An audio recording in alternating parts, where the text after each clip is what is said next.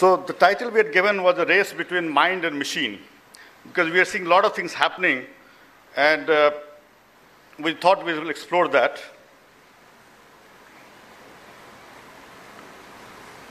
Oh, somebody's taken out the, okay. So this particular time is very significant from brain, understanding of brain. A lot of things are happening. One of the things, of course, was there was a Nobel Prize given for brain GPS discovery. And it was just a few months back. But more than that, it's actually the brain research, which was confined to labs and hospitals, has come out of that.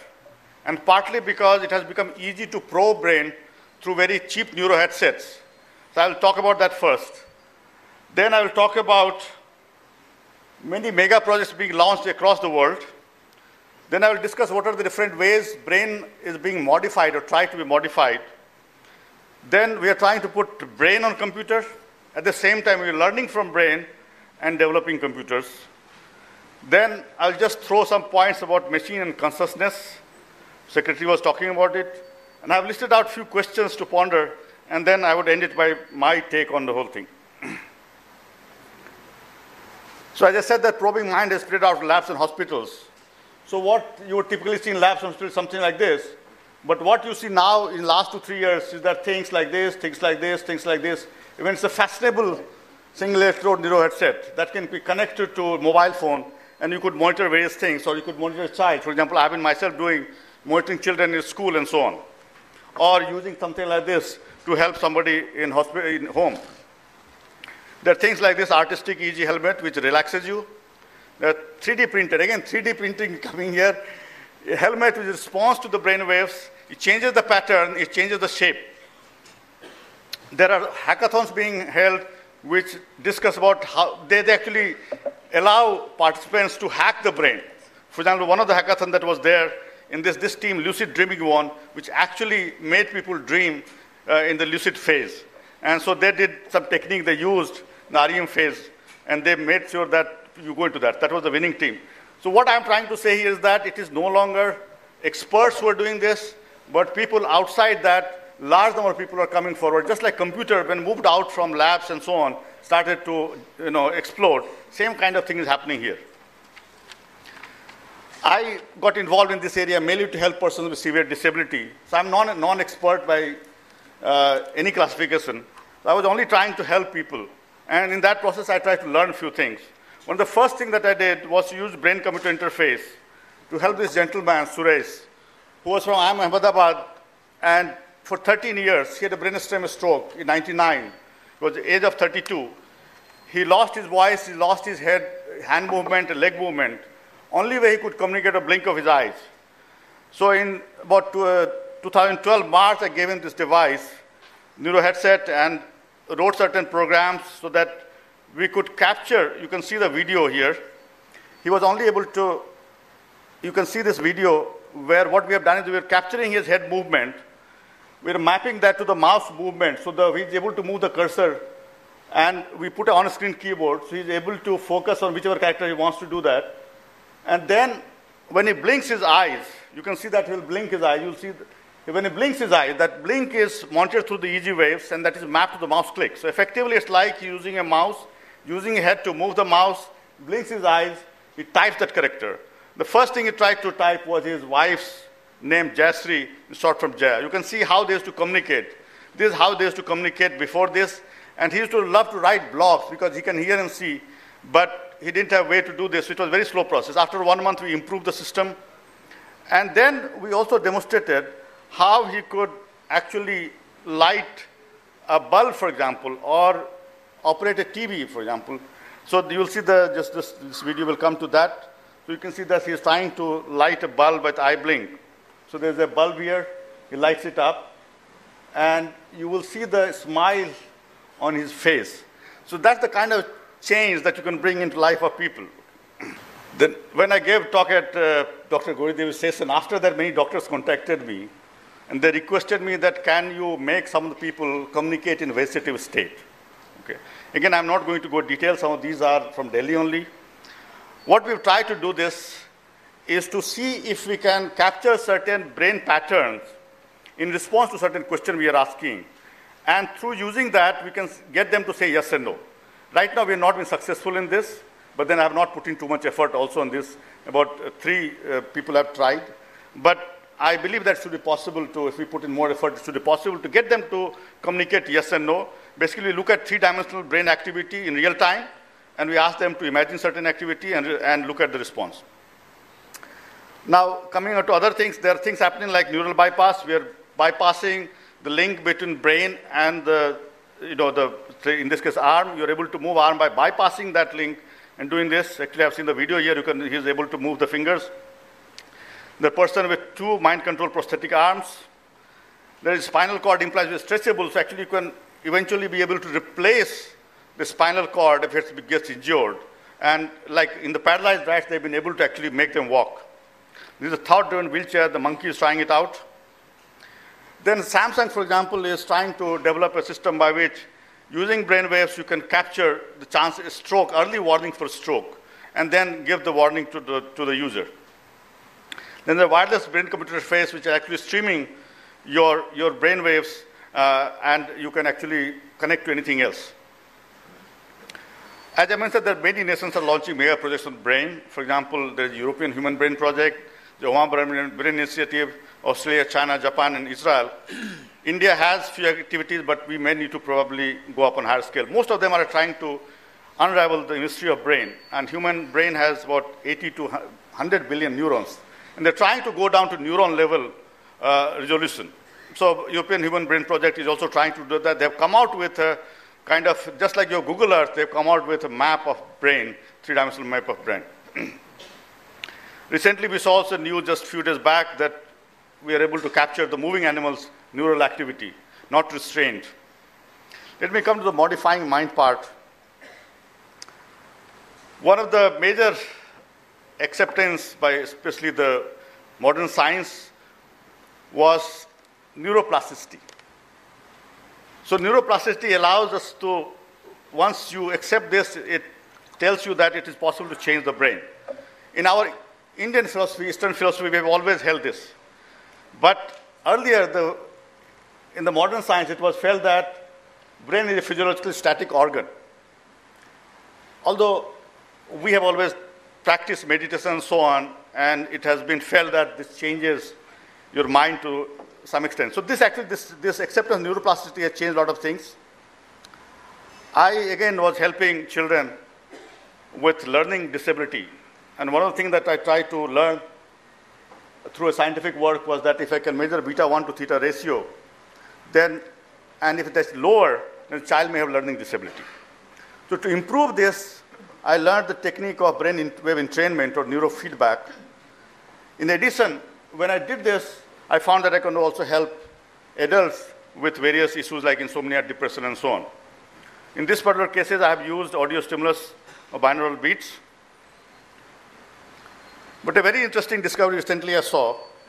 Some of you might remember your school days when you were punished for doing something, either performing poorly or something like this. You were asked to do sit-ups by holding your ears. I was surprised. Now it is being called super brain yoga. Super brain yoga. Okay. And people are paying money to attend the session on this. and then I understood that what we thought was punishment was not really punishment. It was a way to improve your brain. So the weaker students were asked to improve their brain by doing this exercise. So now you see that you go to the US and you will see that a lot of people doing this, holding their ear, doing sit-ups. Okay?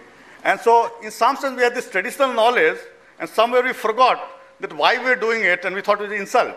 So today if you hold somebody's ear, it becomes a big issue. But actually it was a way to improve your brain. It's a very interesting thing. And actually a lot of people who want to increase their memory intelligence, and in fact it's claimed that can make you a better thinker. The children with autism, learning disability, Down syndrome, and so on, they are experimenting with this. Alzheimer's patients, senior citizens, trying to hold on to their memory, they're also trying this. So look at this simple exercise. You are asked to now do 3 to 5 minutes of that sit-up, holding your ears like this in the opposite side, and at a particular lobe you do this. And of course, this has been further developed and experimented, and So I just wanted to show that a lot of traditional knowledge, what we thought was bullshit, was actually had something. Other thing that is I wanted to mention was that monitoring of mind has become easy now. And there's a lot of traditional knowledge that we have. If we can monitor those and actually use modern scientific tools to understand the traditional knowledge, it can become much more acceptable and larger thing. And many of these relate to improvement of mind. So today with the kind of tools that we have, it is very easy to do that. And if we can actually monitor the brain as activities being done live, then you can get very authentic information. So normally, you do it before and after, but actually now we can do it as we are doing the activity. And Buddhist tradition is very strong in some of this. And as I was talking to Geshe Law, actually what he told me that many studies are going on, but it's very important to actually carry out on large scale such exercise so that it can serve humanity in a much larger way. In fact, one thing that I've been trying to do is that you might be familiar with Sirodhara, the Panchakram that is done in Ayurveda. I'm trying to see that the claim is that it improves the pineal gland, activates the pineal gland. I'm trying to see that while this is being done, can I monitor the mind and see whether there are changes taking place? So I could do it before and after, but that's not as conclusive as doing it live as going on. And then we can see the changes happening. Then it's actually perfect. So we're trying to do this to make sure that the process remains authentic and the instrument keeps functioning as well. Another study I saw which said that wandering mind is not a happy mind. This is something that has been taught for a long time. I came across a book which says the Be Here Now. And they actually all talk about this and a lot of practice that we have done. Now it's being realized that this is what Harvard research has shown this. The other way that modifying brain is being, or mind is being tried, I should say brain in this case, supplements. For example, we have used Brahmi for a long time. Nobody objects to this. But now you have cognition enhancing drugs. These drugs kind of improve your alertness, your focus concentration for a short time. And some of the universities, I've seen a UK university survey, 25% of students using it. And slowly, just like a sports, a lot of people started drug. Now this is happening in this case. Now what should we do? Is it okay to accept it, or do we need to do something more on it? And the costs are not very high, so actually it's available to anybody who wants it. You can buy it online. Other interesting news that I came across, the scientist from MIT said that if the way things continue, by 2025, half the US children will be autistic. And she claims that it's linked to a particular weed killer. And the reason she says that it is considered, according to the company, I'll not take the company name, but it's considered by a company that's safe for human beings. But actually, the research shows that it's not safe for the gut bacteria. It actually kills the gut bacteria, the beneficial bacteria. So while it's supposed to be beneficial to human being, it kills gut bacteria, and that's leading to a rise in autism. And actually, you can see the graph that she shows. Graph shows that the way that use of that particular chemical has grown up, autism has gone up very significantly. I think it was 1 in 5,000 to 1 in 68 or something like that she's claiming now. So it's a huge growth. So we need to completely, in light of such things, we need to look at our food safety in a very different way. India still has time, but if we don't do it, we'll be following US. Other technique that I wanted to mention was that I learned a naturopathic technique to remove gallbladder stone without surgery. Dr. Prabhat Ranjan, somebody wants. Sorry?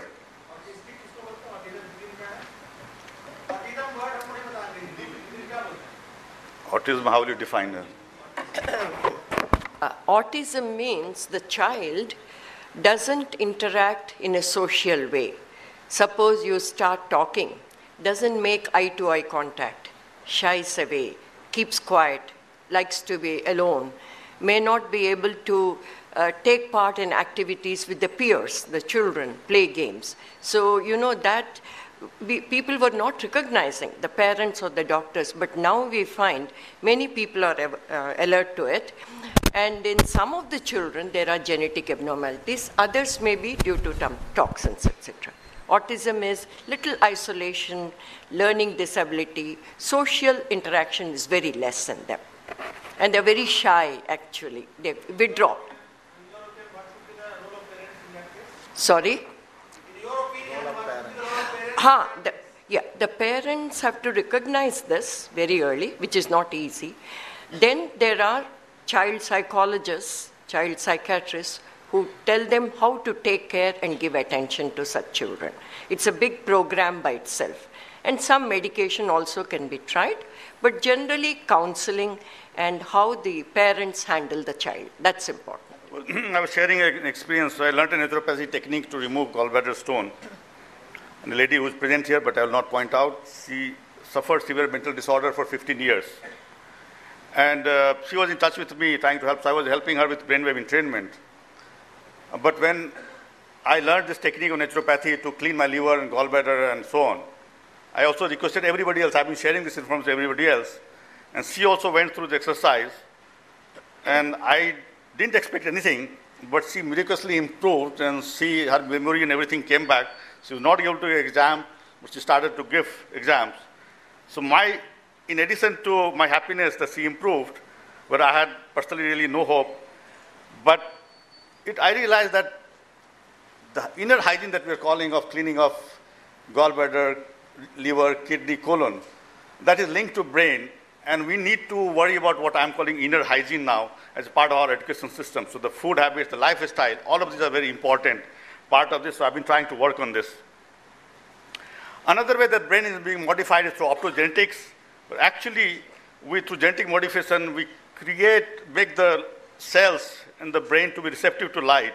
And then by putting on and off light, you can actually control the parts of the brain. You can actually implant experiences in the brain and so on. So this is the way actually one is able to modify brain in the rat which is already being tried out. Some of you might recognize this picture, which came PK, the movie, where Amir Khan actually transfers in 6 hours, holding hand, whole language. He learned Bhojpuri. He comes from a planet where there is no speech communication, it's all brain-to-brain communication. And he's able to hold the hand for 6 hours, and the whole Bhojpuri knowledge is transferred to his thing. So Bollywood is not behind. They're also doing for sight. But the other ways that people are thinking, for example, Dr. Nicholas Negroponte, MIT Media Lab, his director, one of the futurists, he said that one day we could learn the language popping a pill. So it's basically an information pill where so all the pills that we talked about, they're to enhance general capability. Here we are putting information in the brain. Okay. And actually, there are also significant work being done of downloading lessons into brain. So maybe 20, 30 years down the line, we don't have to lecture, we just correct something to brain and the knowledge is transferred. So there are scientific work being done along that line as well. Then other work that is being done is trying to bring brain to computer. So Ray Kurzweil, one of the futurists, well-known futurists, he said that in $1,000, we can get computing power equivalent to mass which is already happened. Human, it will be in about another 10 years, we will be able to achieve that. That means in $1,000, you get brain power equivalent to human being. And by 2050, he's saying that it will be so much power, it will combine all the human beings on the earth, and it will be equal to your $1,000 computer. You look at the brain of various species, starting with roundworm, which seems to have the minimum 302 neurons and 7,500 synapses, and go to human being, roughly 100 billion, and synapses 100 trillion. This is the kind of range. One experiment, and they've actually put that mind of that worm, roundworm, into a Lego robot of only about 300 neurons. It starts to behave like that roundworm. Okay. And you can see the video actually. So the worm has about 300 neurons and 1,000 cells. Human brain, of course, is very far off. Okay. But one may think that, oh, what do we have in common with worm? Actually, 80% of the genes are same as human beings. Okay. So it's not that we are completely different. So it's only a game. So it's a most basic version of a complex life. So the machine sensors, without any prior programming, made the robot behave in a similar fashion to the worm, approaching and backing up from obstacles or stimulated by food.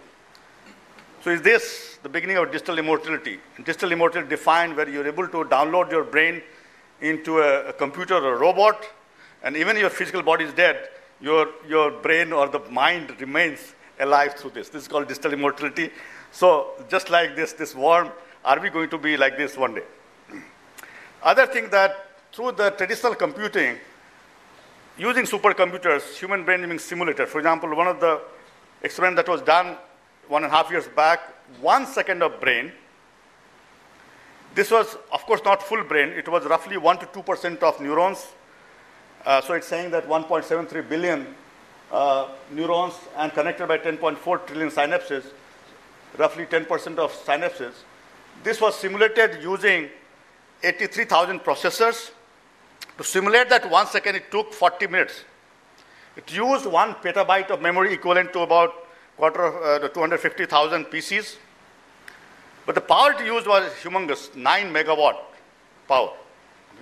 Our brain, which is more powerful, this uses only 20 watt of power. So it looks like that if we continue doing this, less will not be possible. But then look at the next news. Brain-inspired computer. IBM, just a few months back, released this second generation of neurosynaptic computer chip. It has 1 million programmable neurons, one chip, 256 million programmable synapses. It can do 46 billion synaptic operations per second per watt. And running at 5.4 billion transistors at biological real time, it is only consuming 70 milliwatt. So it's compared to that humongous supercomputer taking 9 megawatt, this taking only 70 milliwatt. So at the size of postage stamp, it is expected that it could transform science and technology because, for example, one of the things that we are very good is our vision. We're able to recognize people, images, and so on from various angles, various places. That is not possible right now with computers. It is likely that this kind of technology can make changes. In fact, the gentleman, Dr. Dharman Moda, who is heading this, is from India, and probably one of the IITs, I forget which one. So you can see that the progress for the first generation to second generation in 3 years only, 2011 to 2014, you can see the kind of jump we have. In 3 years, it's 10 to the power 3 orders of magnitude improvement. So if one cannot extrapolate in this, but suppose you're jumping every year 10 times, human brain is not very far off. So IBM targets that they want to go to 10 billion neurons and 100 trillion. So roughly 10% of human brains, they're targeting this. So the issue now is that if we are able to put all the hardware together for machines, can machine become conscious? I have come across 2 sets of believers. One believes that, yes, it is possible. We should be able to upload our mind, our thoughts, memories, our personality to a computer. Okay. And once we have done that, of course, you can copy it, edit it, modify it, sell it, whatever. Okay. Of course, somebody can delete it also. Or something can go wrong with it.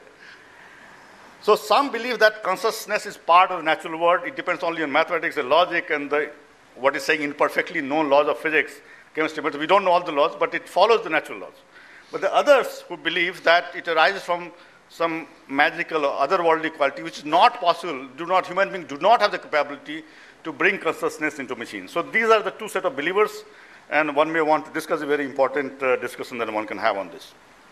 In addition, DARPA has projects where the memory, additional memory, just like our pen drive, or that's being already developed. So you can actually, if you have less memory, like I have less memory, I can add a little more to mine, and I have additional expanded memory. So right now, for example, our mobile phones have become our extended body part. Similarly, we might have additional memory that we can buy from market. But very important for scientists like us, the robot scientist who is doing drug discovery better than human scientist. It discovered a malaria drug. And so are we going to be replaced as well? So this is already happening. This robot scientist is doing this.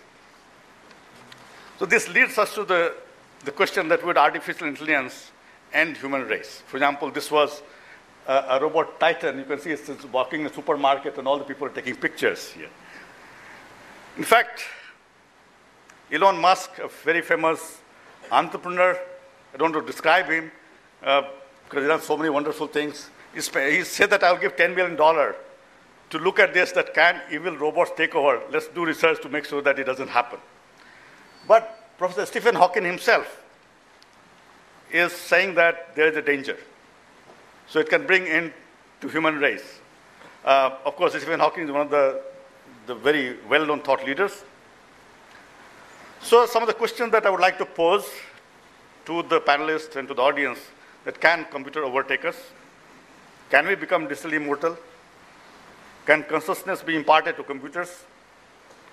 One of the issues is, should cognition-enhanced drugs be controlled?